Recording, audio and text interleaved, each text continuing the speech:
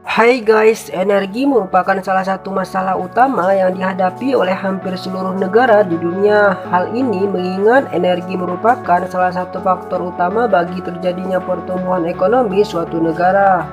Permasalahan energi menjadi semakin kompleks ketika kebutuhan yang meningkat akan energi dari seluruh negara di dunia untuk menopang pertumbuhan ekonominya justru membuat persediaan cadangan energi konvensional menjadi semakin sedikit. Saat ini, total kebutuhan energi di seluruh dunia mencapai 10 terawatt.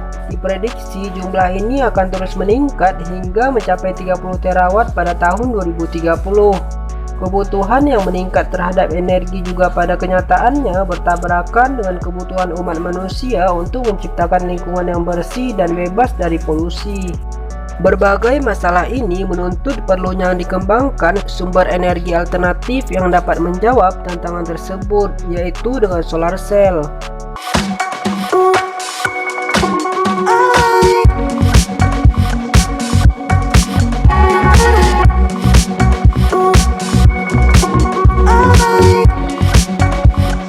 Solar cell merupakan pembangkit listrik yang mampu mengkonversi sinar matahari menjadi arus listrik. Energi matahari sesungguhnya merupakan sumber energi yang paling menjanjikan mengingat sifatnya yang berkelanjutan serta jumlahnya yang sangat besar. Matahari merupakan sumber energi yang diharapkan dapat mengatasi permasalahan kebutuhan energi masa depan setelah berbagai sumber energi konvensional berkurang jumlahnya serta tidak ramah terhadap lingkungan. Total kebutuhan energi yang berjumlah 10 terawatt tersebut setara dengan 3 kali 1020 joule setiap tahunnya. Sementara total energi matahari yang sampai di permukaan bumi adalah 2,6 kali 1024 joule setiap tahunnya. Sebagai perbandingan, energi yang bisa dikonversi melalui proses fotosintesis di seluruh permukaan bumi mencapai 2,8 kali 1021 joule setiap tahunnya. Jika kita lihat jumlah energi yang dibutuhkan dan dibandingkan dengan energi matahari yang tiba di permukaan bumi, maka sebenarnya dengan menutup 0,5% luas permukaan bumi, total luas permukaan bumi adalah 5,1 kali 1008 km persegi. Dengan solar cell yang memiliki efisiensi 20%, seluruh kebutuhan energi yang ada di bumi sudah dapat terpenuhi. Jumlah energi yang begitu besar yang dihasilkan dari sinar matahari membuat solar cell menjadi alternatif sumber energi masa depan yang sangat menjanjikan. Solar cell juga memiliki kelebihan menjadi sumber energi yang praktis mengingat tidak membutuhkan transmisi karena dapat dipasang secara modular di setiap lokasi yang dibutuhkan. Solar cell tidak memiliki akses suara seperti pada pembangkit tenaga angin serta dapat dipasang pada hampir seluruh daerah karena hampir setiap lokasi di belahan dunia ini menerima sinar matahari. Bandingkan dengan pembangkit air hidro yang dapat dipasang hanya pada daerah-daerah dengan aliran air tertentu. Dengan berbagai keunggulan ini, maka tidak heran jika negara-negara maju berlomba mengembangkan solar cell agar dapat dihasilkan teknologi pembuatan solar cell yang berharga ekonomis. Hingga saat ini, total energi listrik yang dibangkitkan dengan solar cell di seluruh dunia baru mencapai sekitar 12 gigawatt. Bandingkan dengan total penggunaan listrik dunia sebesar 10 terawatt. Dari 12 gigawatt tersebut, Jerman merupakan negara terbesar yang telah menginstal solar cell-nya, yaitu sebesar hampir 5 gigawatt. Meskipun begitu, setiap tahunnya terjadi peningkatan produksi solar cell di mana pada tahun 2008 total produksi solar cell di seluruh dunia telah mencapai angka 6,22 gigawatt. Nilai produksi yang terus meningkat ini juga terus diikuti dengan upaya untuk menurunkan harga solar modular per watt.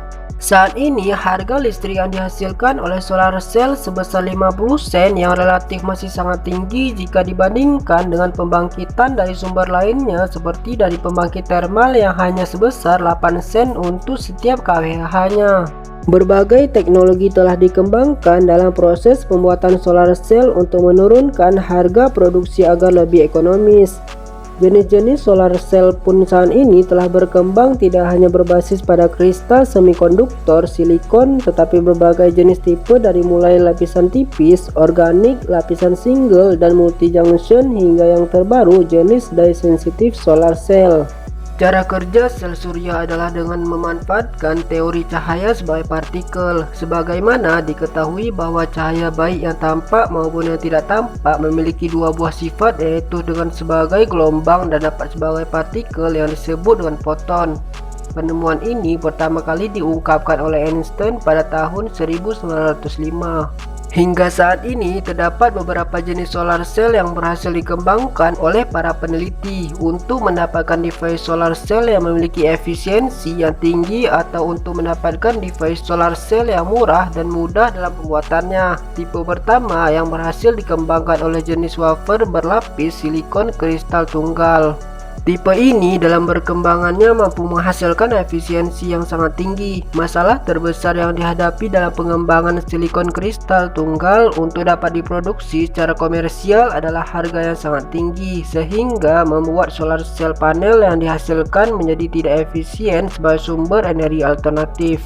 Konversi energi pada solar cell secara sederhana, solar cell terdiri dari persambungan bahan semikonduktor bertipe yang jika tertimpa sinar matahari maka akan terjadi aliran elektron. Aliran elektron inilah yang disebut sebagai aliran arus listrik. Bagian utama berubah energi sinar matahari menjadi listrik adalah absorber atau penyerap. Meskipun demikian, masing-masing lapisan juga sangat berpengaruh terhadap efisiensi dari solar cell. Sinar matahari terdiri dari bermacam-macam jenis gelombang elektromagnetik. Oleh karena itu, absorber di sini diharapkan dapat menyerap sebanyak mungkin solar radiasi yang berasal dari cahaya matahari. Beberapa bahan semikonduktor untuk bisa membuat agar foton yang diserap dapat sebanyak-banyaknya, maka absorber harus memiliki energi bandgap dan range yang lebar, sehingga memungkinkan untuk bisa menyerap sinar matahari yang mempunyai energi sangat bermacam-macam tersebut. Salah satu bahan yang sedang banyak diteliti adalah Queens 2 yang dikenal merupakan salah satu dari direct semikonduktor. Untuk mendapatkan daya yang cukup besar diperlukan banyak sel surya. Biasanya sel-sel surya itu sudah disusun sehingga berbentuk panel dan dinamakan panel fotovoltaik. Sebagai sumber daya listrik pertama kali digunakan di satelit. Kemudian dipikirkan pula PV sebagai sumber energi untuk mobil, sehingga ada mobil listrik surya.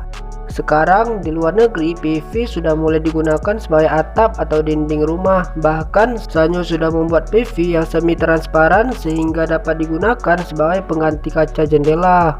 Kondisi ini berbeda dengan cara kerja baterai yang umumnya langsung diisi segera setelah digunakan, yang menyebabkan baterai pada sistem solar cell dapat lebih cepat rusak jika tidak menggunakan tipe baterai yang sesuai dengan karakteristik ini. Sistem pembangkit listrik solar cell merupakan pembangkit yang tidak hanya terdiri dari sistem konversi dari foton, sinar matahari menjadi arus listrik atau yang disebut sebagai modul fotovoltaik.